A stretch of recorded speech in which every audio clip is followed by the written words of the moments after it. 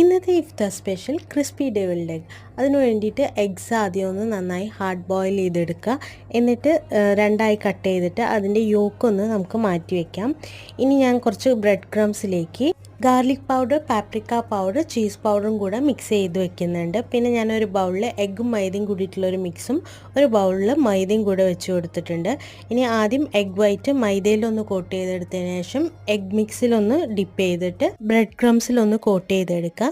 ഇനി നമ്മൾ നേരത്തെ മാറ്റി വെച്ചിട്ടുള്ള എഗ് യോക്കിലേക്ക് പെപ്പർ പൗഡർ, മയനൈസ്, മസ്റ്റർഡ് സോസും ഗാർലിക് പൗഡറും കൂടെ മിക്സ് ചെയ്ത് നല്ല സ്മൂത്ത് ആക്കി എടുക്കുക. ഒരു പൈപ്പിംഗ് ബാഗിലേക്ക് ആക്കി മാറ്റി വയ്ക്കാം. ഇനി ചൂടായ എണ്ണയിലേക്ക് നമ്മൾ കോട്ട് ചെയ്ത് വെച്ചിട്ടുള്ള എഗ് വൈറ്റ് ഇട്ട് കൊടുത്ത് നന്നായി ഫ്രൈ ചെയ്തെടുക്കാം. ഇനി അതിൻ്റെ യോക്ക് പോർഷനിലേക്ക് നമുക്ക് കുറച്ച് കെച്ചപ്പ് ഒഴിച്ചു കൊടുക്കാം. അതേ ഭാഗത്തേക്ക് തന്നെ നമുക്ക് എഗ് യോക്ക് മിക്സ് ഒന്ന് പൈപ്പ് ചെയ്ത് കൊടുക്കാം. അപ്പോൾ അത്രയേ ഉള്ളൂ, സംഭവം റെഡി. ട്രൈ ചെയ്ത് നോക്കിട്ടോ.